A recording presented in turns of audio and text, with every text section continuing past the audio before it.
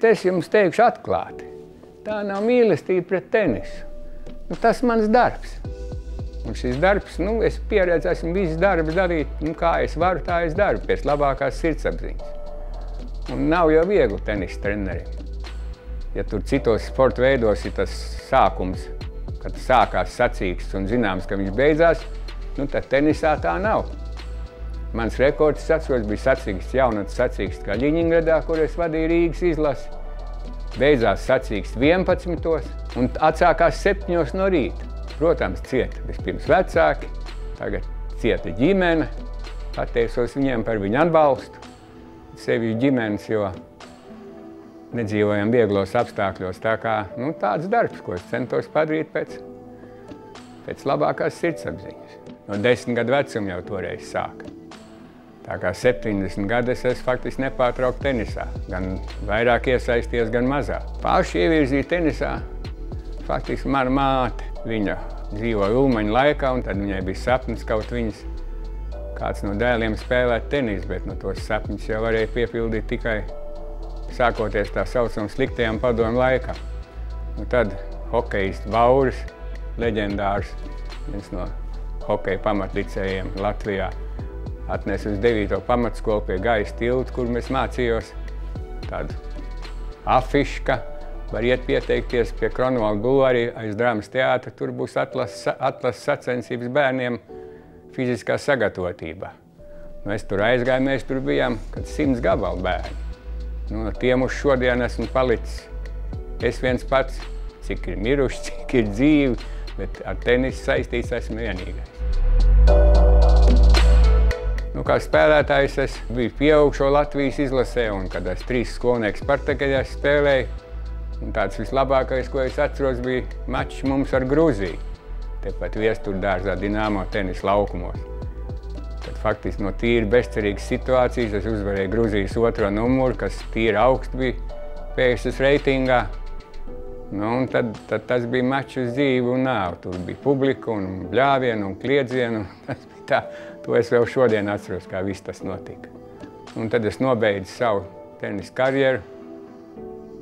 Bija PSS reitingā 25. vietā. Tas faktiski bija diezgan augsts, jo impērija jau bija milzīga. Un tenis spēlēja, sākot no tāliem austrumiem, beidzot ar Baltiju, no Sanktpēterburgas līdz Uzbekistānai. Par ārzemju braucieniem jau nebija ko sapņot, lai gan šad tad mēs tomēr izbraucām ar izlasu. Un 87. gadā es, ko biju PSS izlases treneri, man paņēma līdzi, tad es biju Itālijā un Francijā. Tā kā viss jau notika.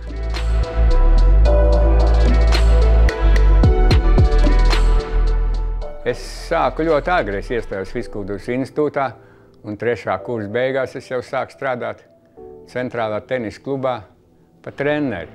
Es domāju, ka viņš arī cilvēks vislabāk atbilst pašam vārdam treneris. Viņam tās divas lietas, fiziskā attīstība ļoti daudzpusēja. No mūsu treneriem tā nav vairāk. Mēs toreiz braucām, piemēram, ziemā, tad, kad, tās treniņu vietas bija ļoti ierobežotas. Tad izdarīja, ko tad organizēt tās saucamās fiziskās nometnes, slēpoštāju nometnes. Es labi atceros, ka tas bija kaut kur 60. gadu sākuma, kad viņš mierīgi nodemonstrēja, ka viņš var lekt pa tramplīnu. Viņš vienkārši nostājās, tā kā lec, kā televīzors atredzēja. Ļoti fiziski attīstīts. Viņš arī, es atceros, piemēram, viņš mierīgi varēja pludmalē, es redzēju, veikt salto, priekš atpakaļ. Ļoti labi brauc ar slēpēm. Hokeja spēlēja arī, es atceros, mēs arī spēlējām hokeju tajos uzlēju uz tiem tenisa laukumiem Baldonas ielā ledu, tad mēs tur uz hokeju paspēlējām. Paša pirmā nodarbība bija mums pie Drāmas teātra, kur mēs pirmo reizi nostājāmies ierindā, un Jānis Jansons iepazīstināja, ka viņu sauc Jānis Jansons, un viņš tagad būs mūsu treneris. Un toreiz nebija ne rakets viss jau. Kur vēl tāda lieta, ka varētu spēlēt pāri pa tīklu. Tie bērni bija tik daudz, ka mums pat nostādīja ar sietu, un tie, kas labāk pret sietu izpildīja kustību, labās no kreisās, tiem atļauj iet pie sienas, un tikai tas, kas tagad notiek, ir nesalīdzināms. Tā ir slavenā Wilsona tenisa rakete, kā redzat, Krāmers, ja viņš spēlējas, tas leģendārs tenisists, bija tā sauktā Krāmera tenisa cirks, kas braukā riņķī pa pasauli un demonstrēja. Tad viņi spēlēja ar šādām raketēm. Mēs jau ar kocitēm spēlējām, bet tad jau koka raketēm, bet tad jau bija Tartu raketes, tad bija Karpati, bija Maskavā ražotās raketes. Bet spēlējām, visi jau spēlēja koka raketēm. Jūs pastītos tenisa attēlus, kur agrāk visi jau spēlēja. Lendls, lielais, Borgs un tā tālāk. Tā diezgan dīvaini tā mums likās, tāpēc, ka viņš bija mums treneris gan izlasē, gan atsevišķiem spēlētājiem, bet mēs bijām gandrīz viena vecuma. Bet viņš jau bija tāds diezgan stingrs ar raksturu un parāds diezgan lielu autoritāti. Skaitījās, starp citu, man personīgais treneris arī. Viņam bija tāds Fiļimonovs, varbūt kādu nezinu, Zaiga Ivanova, mūsu labākās sieviešu kādreizējuši spēlētāji. Un tagad viņš ir izaudzinājis vairākus trenerus.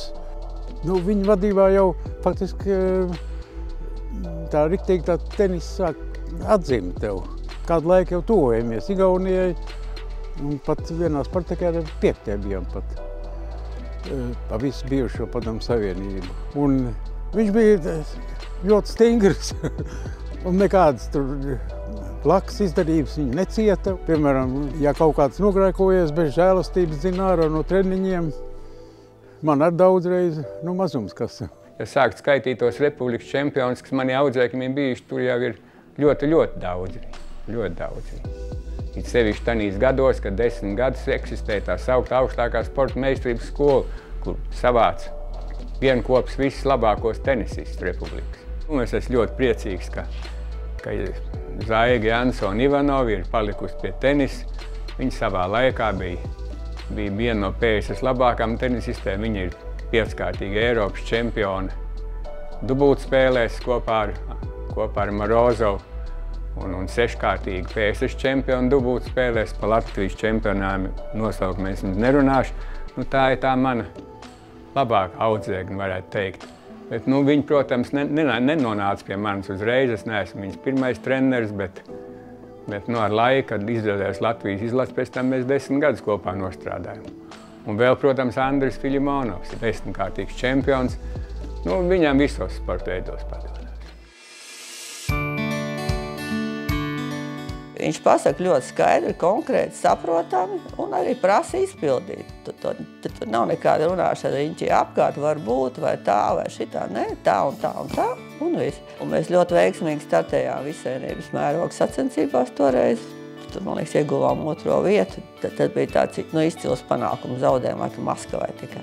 Un tā, man liekas, arī sākās Jansona, karjera. Attiecīgi viņš man iesaistīja treniņu procesā ar jau vecākiem izlases dalībniekiem. Ar Daigu Jušku, ar Ausmu Holcmanu, tur Jānis Jušku un Jānis Pliens.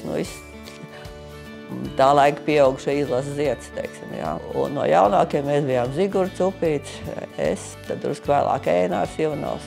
Tad Jānis piesaistīja jauniešus pie pieaugušajiem koptreniņos, jā, kas bija ļoti, ļoti svarīgi, lai mūsu izaugsme būtu tāda straujāka.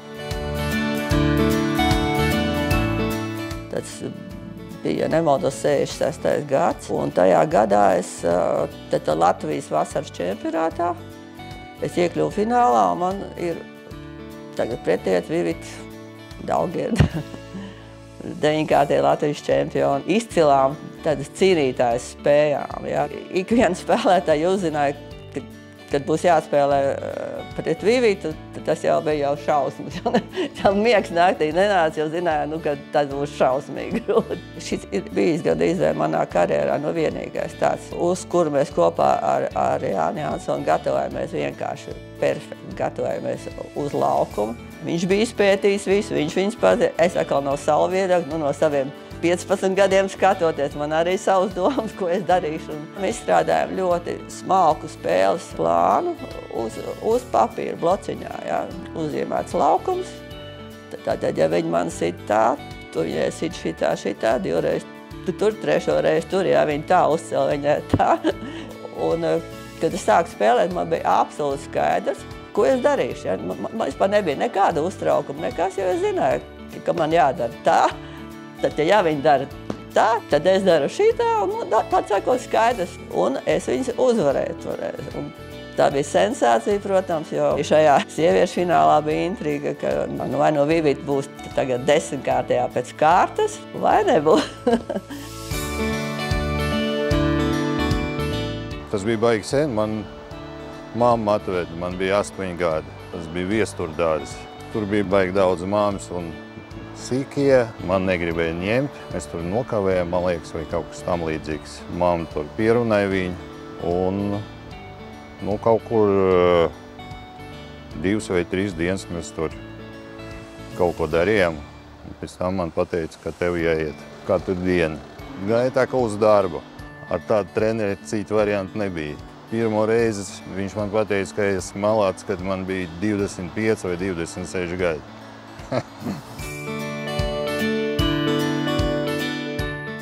Latvija iestājās Startautiskā tenisa federācijā, un tad mēs guvām iespēju piedalīties sacīkstēs. Pirmās sacensības bija Āfrikā.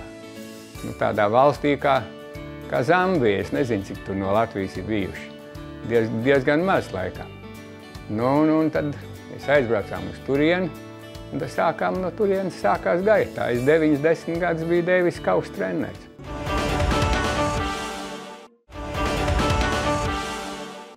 Paši sakumu, mēs sākām no 4. līgas. Pēc tam tikām uz 3., uz 2. Un tur visu laiku kaut ko. Pēc tam jau mēs spēlējām ar normālajām valstīm. Bija prieks, ka mēs varam spēlēt ar dažādu valstu izlasēm, kas padomu laikā bija absolūti neiespējami. Un tomēr Latvijas karoks, Latvijas himna, tas jau tā dīvaini, tu stāv Āfrikā, Kenijā, kaut kur uz laukumu, un paceļās Latvijas karoks un skan Latvijas himna. Tas tiešām tā izkustinoši. Tikai Jansona dēļ. Droši vien tas sanāca mums. Viņš visu laiku bija mūsu kapteinis.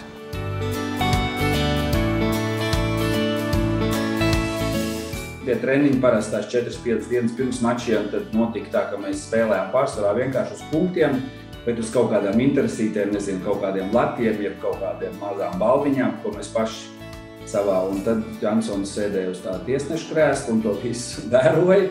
Un mēs tur cīnījāmies, kā vien varējām. Un tad tur vienmēr kaut kāda jocīgas situācijas, smieklīgas iznāca. Redz, treneris jau nevar tavā vietā spēlēt vai sasniegt tos rezultātus. Viņš vienmēr ir kaut kāds atbalsta plecs, bet tev ir jāizdara tas darbs. Jāieguldās pa visiem 100%, varbūt vairāk ir jāziedo sevi. Un treneris būs tas, kas tevi virzīs un liks saprast, kas tev ir jādara. Un tajā pat arī laikā viņš arī kaut kādā veidā mēģinās tevi novērtēt. Vai arī kaut kādā zaudējumā saskatīt kaut kādu labumu, ko tu esi izpildījis, darījis pēc rezultāta, vai tev kaut kāds viens elements sanāca labi, cits elements sanāca slikti. Viņš tev parādīs to ceļu, uz kuriem ir jāiet. Un tieši tāpēc arī tas cīņas spars, tā gribēšana uzvarēt, to viņš ir ielicis savos audzēkņos, jo arī visu laiku tajos treniņos mums notika kaut kāda savstarpēja cīņa par kaut kādu uzdevumu izpildi labāk, tur kvalitatīvāk, ilgāk. Un es atceros, ka viņš arī kādreiz pasauca vecākus puikas uz treniņu un lika pārējiem skatīties, novērtēt un tiekties uz to rezultātu. Tajos braucienos tad dažādas praktiskās lietas, es cik vien varēju palīdzēju, arī angļu valodu tur nedaudz labāk vai kā, un es jau zināju tur to apriti vai labāk jau, kā teiksim, mums pārējie puiši vai treneris. Un tad, kā saka, es viņam biju tāds palīgs visādās organizatoriskās lietās. Un pret mums viņš bija, jā, te es jūs vēlties, es varu izlasīt vienu. Tieši Māri Jurševics viņam jautāja vienu citātu, es vakar lasīju, man bija jāsmējās vienkārši kādos laikos mēs dzīvojām. Kādi bija tavi galvenie pienākumi? Jurševics prasa Jansonam. Man bija jādara viss tevu spēlētājiem padzerties, organizēja treniņus, ņēma līdz naudu, izlasēja braucot uz citām valstīm, apmaksāja viesnīcu rēķinus. Tātad, tas parāda, kāds tas laiks bija, ka viņš piemin tādas lietas, deva padzerties, ņēma līdz naudu, kas šobrīd būtu. Vienkārši tas bija viss jauns priekš mums. Tikai manā pēdējā Deiviskaus izcīņas mačā Luksemburgā līdz bija federācijas ģenerālsekretārs Jānis Klients un daudz man agrākie pienākumi tika viņām. Bija daudz mači interesanti. Ar Ukrainu bija, tur beig spēcīga komanda bija, mēs vinnējām no zvaigznēm, tur bija Ivaņīsevičs, Ļubīčičs, tādi interesanti bija. Daudz bija visāds cīņas. Viņš mācēja tajā spēles laikā saglabāt tādu akmens seju. Viņš neizrādīja nekādas tur emocijas, viņš mierīgi runāja, stāstīja, kā viņš redz, ko vajadzētu darīt, iedrošināja. Un es domāju, tas ļoti daudz arī ir paticis gan Dzeldem, gan Fiļimonovam un pārējiem, kas ir spēlējuši viņa pavadībā. Jo viņš mācēja atrast to pareizo valodu. Es domāju, tas ir tas pats galvenais tādos izlases mačos. Es esmu kopā ar Fiļimonovu, te kopā ar Strombachu, kas tagad dzīvo Vācijā. Te mēs atrodamies Lillehammers tenis bāzē, un toreiz tur bija olimpiskās atlases spēles uz Barcelonu. Divos vīriešu vienspēlē Fiļimonovs tika atlases turnīra finālā, zaudēja vienam Čeham, neiekļuva un arī dubultspēlēs, tāpat viņi zaudēja Izraēlas tenisistiem. Tā toreiz mēs olimpiādē Barcelonā nenonācām. Es tās fotogrāfijas sameklēju, tās ir, tur stāv manā tenisa albumā. Es neesmu sabiedris cilvēks tā uz ārpusi, ka man būtu kaut kāds.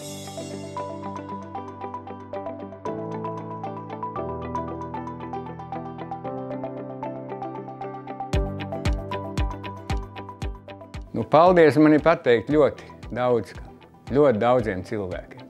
Sākot ar pirmo Latvijas tenisa savienības prezidentu, tas ir daudziem nezināmais Vils Kalpiņš, arī Jurim Savickim, kurš izdarījis milzīgu darbu, lai Latvijā vispār tenis pēdējos 10-15 gados vispār būtu, jo bez viņa tenis nebūtu.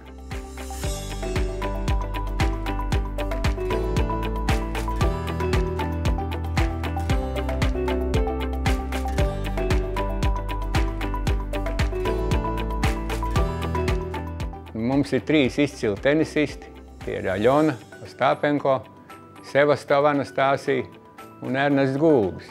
Un faktiski jau tas viss ir treneri, bet pirmkārt vecāku nopelns. Un mums jaunieši spēlē lieliski, kas jau ar bērniem strādāja pēdējos 10 gadus. Es jau visās sacīkstēs esmu bijis klāt lielākajās, kas mums republikā notiek.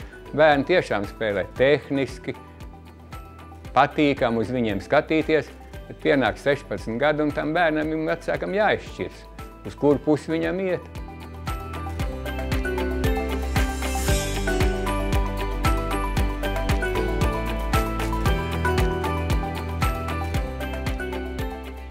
Tenis ir tāds sporta veids, kur ļoti lielu lomu spēlē nervu sistēma, tāpēc, ka jūs esat viens, jums nav komandas, jūs spēlēt viens, un jūs cīnīties ne tikai pretinieki, kas ir otrpus laukuma tīklam, bet jūs cīnīties pamatā ar savām kļūdām.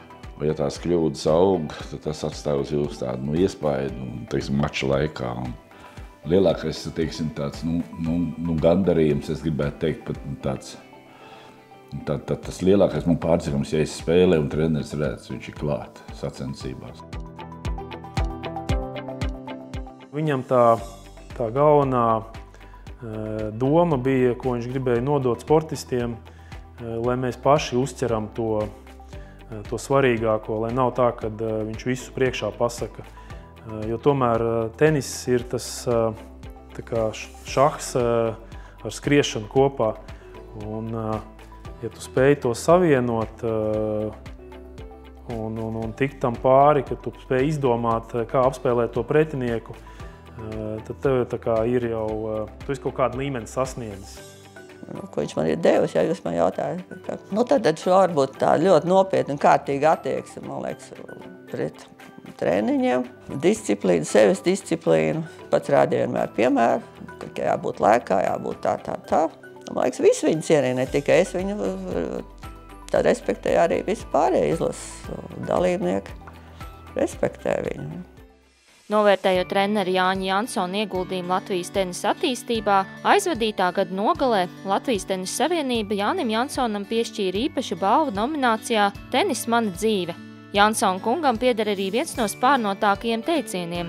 Tenis taču ir viena pavisam vienkārša spēle. Tev vien jāspēj bumbiņu katru reizi pārsist vienu reizi vairāk pāri tīklam nekā pretinieks.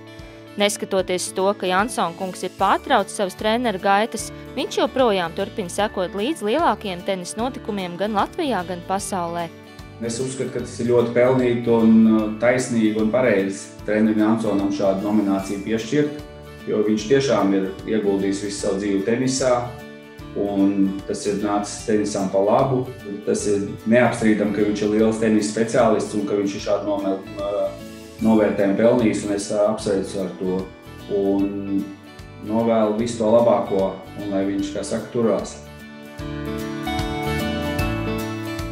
Lai audzēkņi pa viņu atcerās un kādreiz piezvanu, un tas ir ļoti daudz. Es teiksim arī vēl šobrīd, es viņu nevaru nosaukt par Jāni vai par Johnsonu, jā.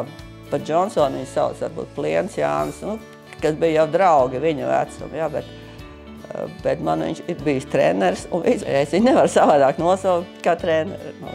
Un es arī mācījos, teiksim, no viņa to, ka treneris spēlē pats, ne tikai stāv malā un sēž, vai ne, un gudri runā.